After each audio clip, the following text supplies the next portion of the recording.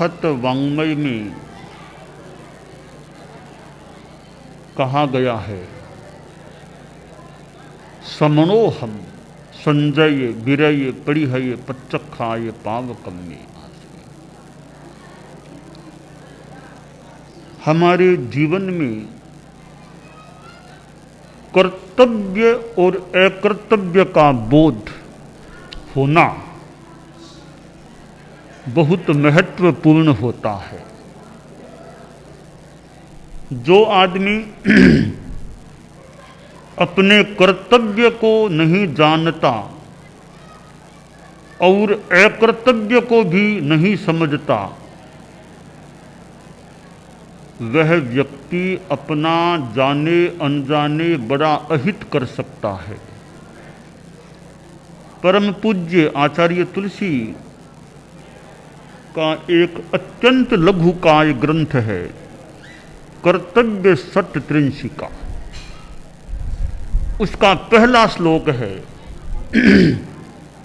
स्वकर्तव्यम अकर्तव्यम विदन्ति नहि ये जनाः यदा कदाप्यनिष्टम स्यादिह तेषामतर्कितम्।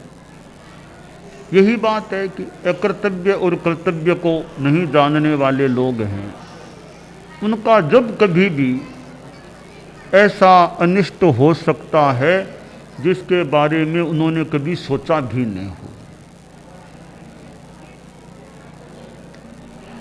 कर्तव्य का बोध होना और कर्तव्य का पालन करना, अकर्तव्य का बोध होना और अकर्तव्य से परहेज रखना, बचना।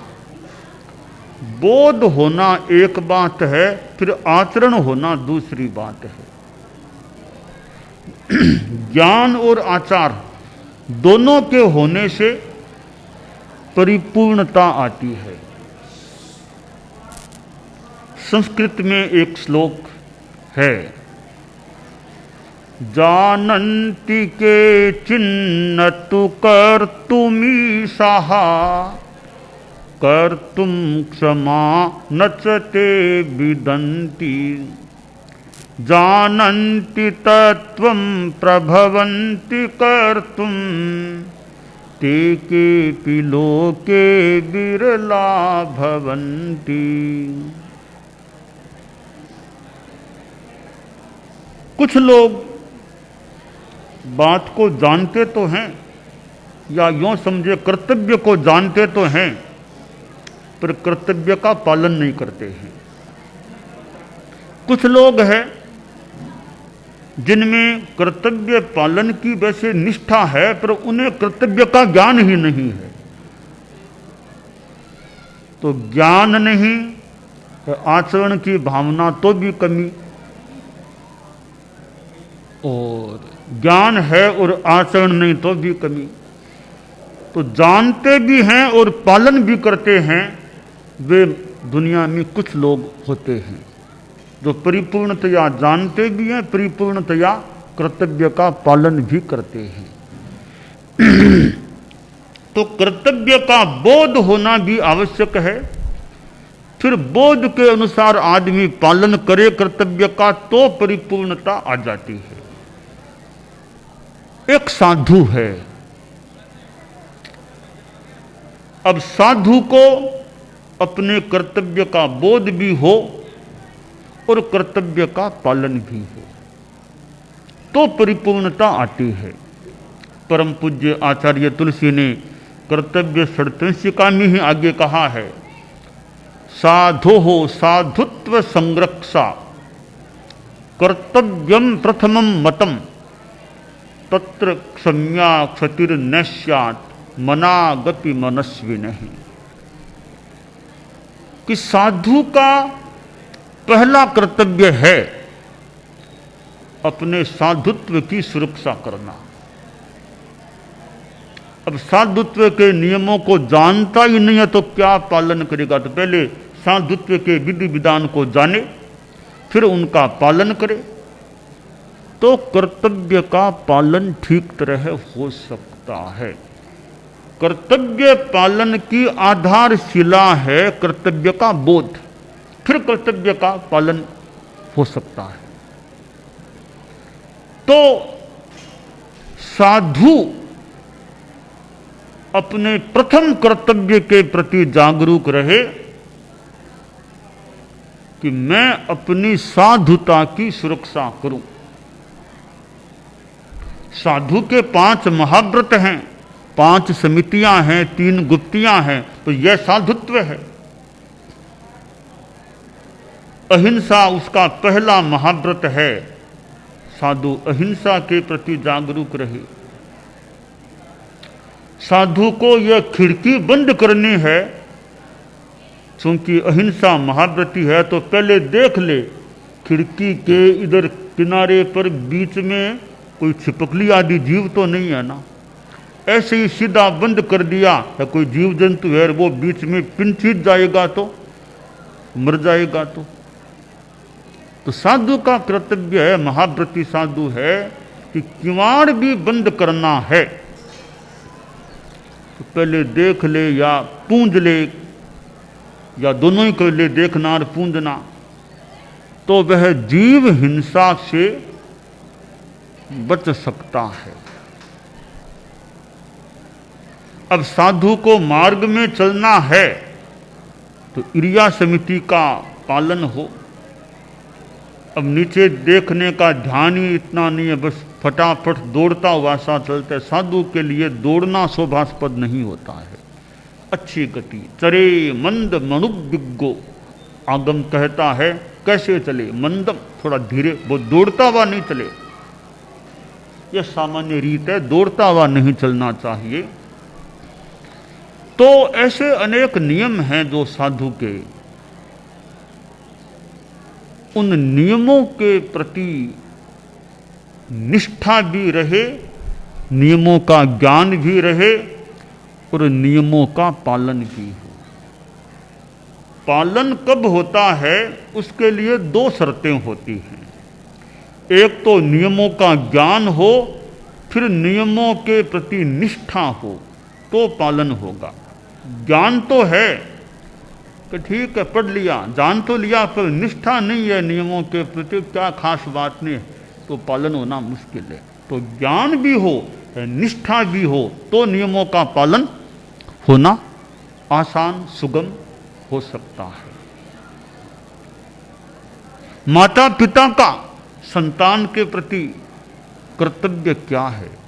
सांसारिक कर्तव्य भी होता है और साथ में यह संस्कार देने का भी, हम संतान को संस्कार दें, अच्छे धार्मिक संस्कार दें, नैतिकता अहिंसा के संस्कार दें, तो वह तो एक धार्मिक संदर्भ का कर्तव्य भी हो जाता है।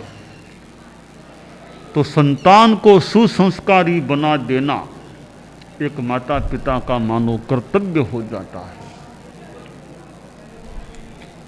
भगवान ऋषभ ने तो सांसारिक कर्तव्य का भी मानो ध्यान दिया। ऋषभ ने दीक्षा लेने से पहले जनता को कितना प्रशिक्षण दिया, असी मसी कृषि, कितनी बातें, वे तो सांसारिक बातें थी, सावध्य चीजें थी। तो उनका ज्ञान, उनका प्रशिक्षण क्यों दिया?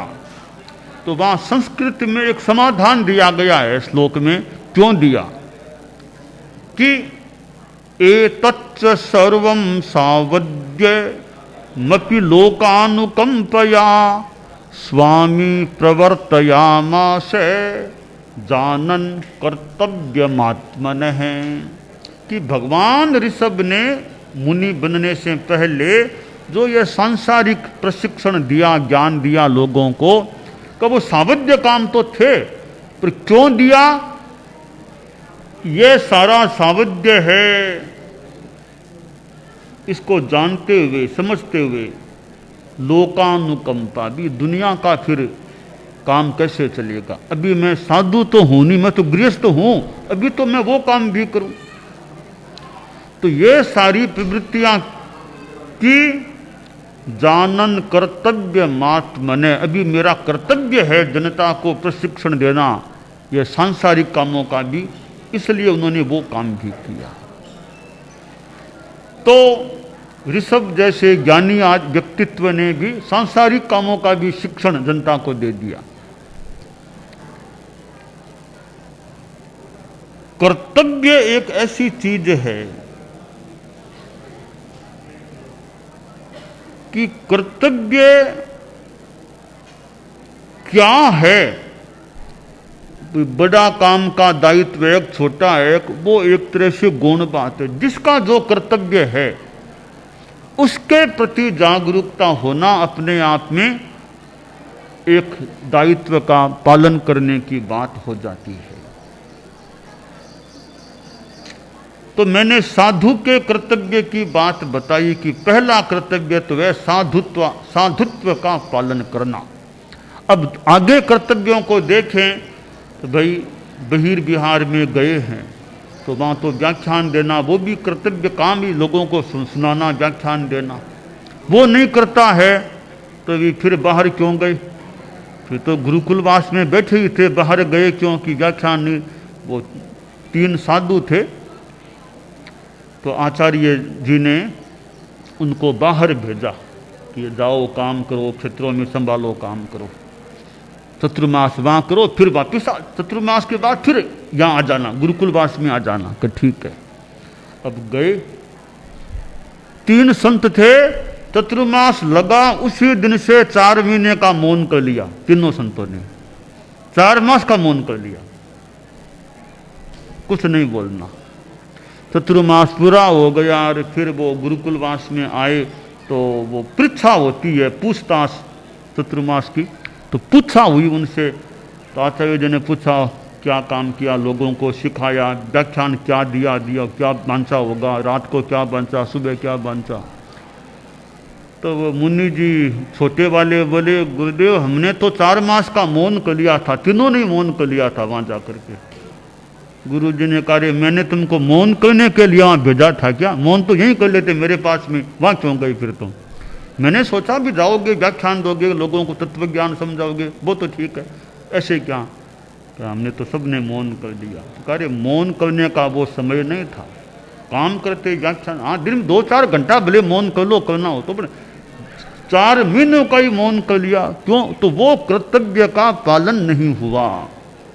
बहिर्विहार में गए हो तो वहाँ तो फिर थोड़ा व्याख्यान है, तत्वज्ञान आदि आदि जो भी काम है, जनोद्धार का काम करना होता है, तब वो वहाँ के कर्तव्य का ठीक पालन हो सकता है। अब बहिर्विहार में गए हैं, एक क्षेत्र में चतुर्मास हो रहा है, अच्छा बड़ा क्षेत्र है, तो वहाँ गोत्री जाते हो या नहीं?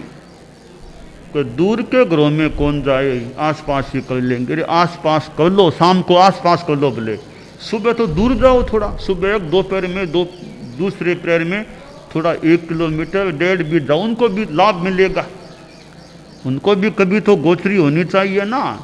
ठिकाने से 1.5 किलोमीटर दूर है, कोई 2 किलोमीटर दूर है, एक पात्री हाथ में ली, थोड़ा घूम लिया, थोड़ा बहुत चीज़ लेके आ गया, तो उनको गोचरी का लाभ मिला, खुद के घूमना भी हो गया, लोगों को भी कुछ शिक्षण संस्कार भी मिल जाए।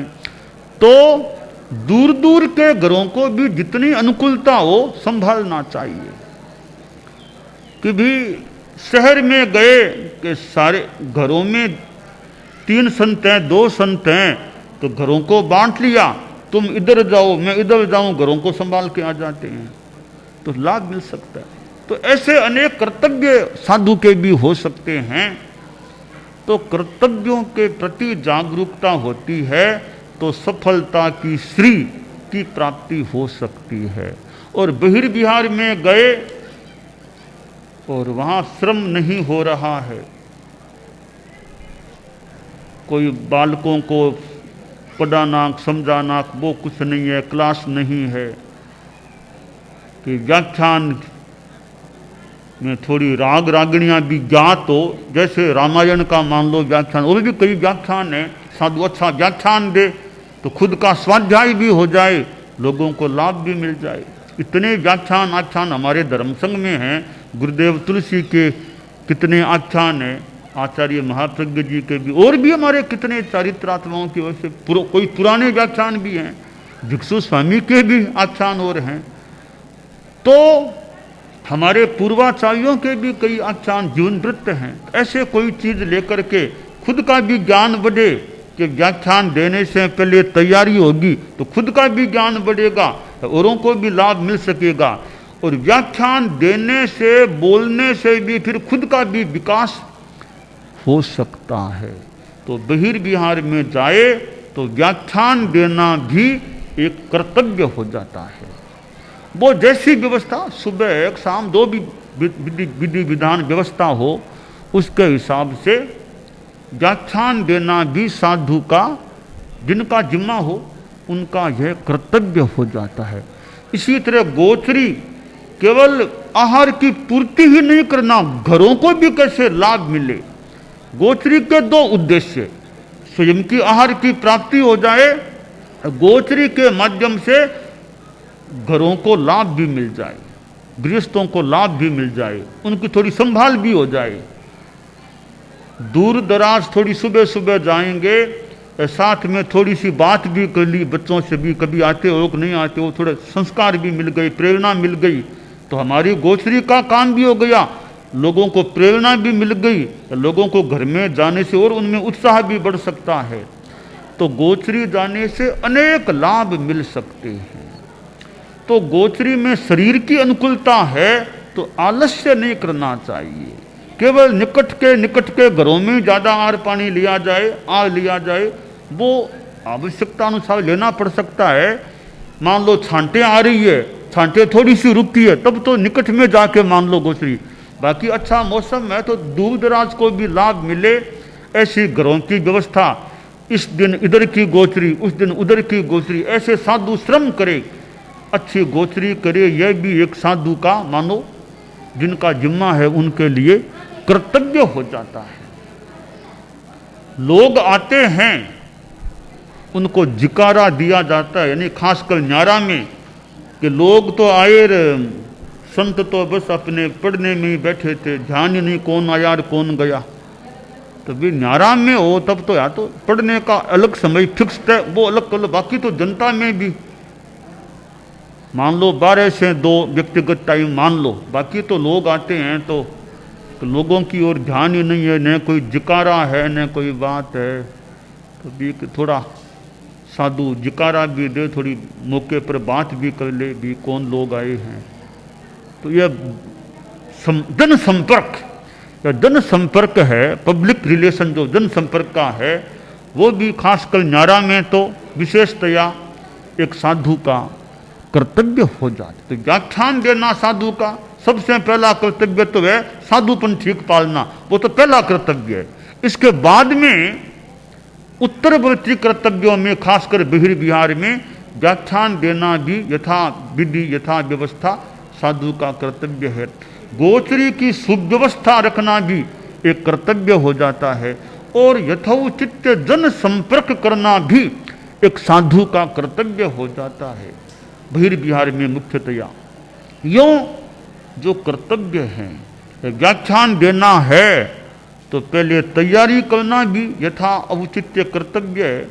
बिना तैयारी का व्याख्यान प्राणवान न भी हो, तैयारी पूर्वक व्याख्यान प्राणवान हो सकता है। तो प्राणवान व्याख्यान देना है तो पहले तैयारी में समय कुछ लगाना अपेक्षित हो सकता है। तो कि व्याख्यान में जाओ तो पहले थोड़ी पन्ना देख लो, डायरी देख के जाओ, तो तैयारी पूर्वक प्रवचन व्याख्यान वो अच्छा हो सकता है। और बहिर्विहार में है तो खुद की पारस्परिकता कैसी है, दो संत हैं तो दोनों की पारस्परिकता ठीक है या नहीं। दोनों पास में बैठते हैं, एक ही हॉल में पास बैठे हैं तो वो अच्छा लगता है। एक दूसरे को दिख रहे हैं, आस-पास बैठे हैं, अच्छा लगता है। कोई प्रोग्राम है, व्याख्यान में दोनों ही संत हैं, अच्छा है। तो ऐसे पारस्परिकता कैसी है, एक दूसरे के साथ व्यवहार कैसा है, मधुर पारस्परिकता है। तो पारस्परिक मधुरता भी चित्त समाधि के लिए भी ठीक है, और व्यावहारिक दृष्टि से भी ठीक है, कार्य संपादन में सफलता की दृष्टि से भी ठीक है।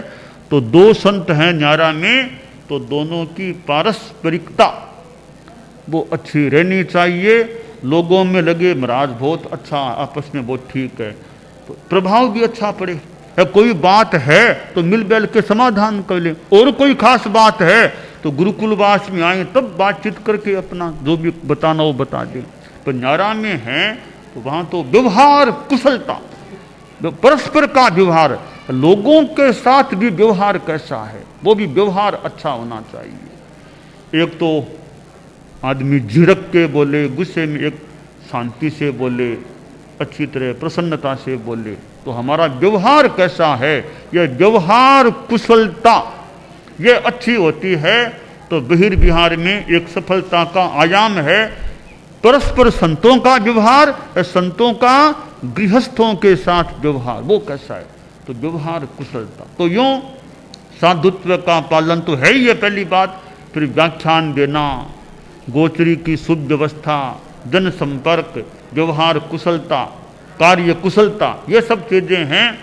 इनको कर्तव्य कह दें, सफलता के साधन कह दें, इनके प्रति जागरूकता रहे तो बहिर विहार में सफलता की, श्री की प्राप्ति की संभावना बन सकती है। दाणान सेठम अभय पयाणम स्वच्चे सुया अणवज्जं वयन्ति तवे सुया उत्तम बंभचेरम लोगुत्तमे समणे नाय कुत्ते।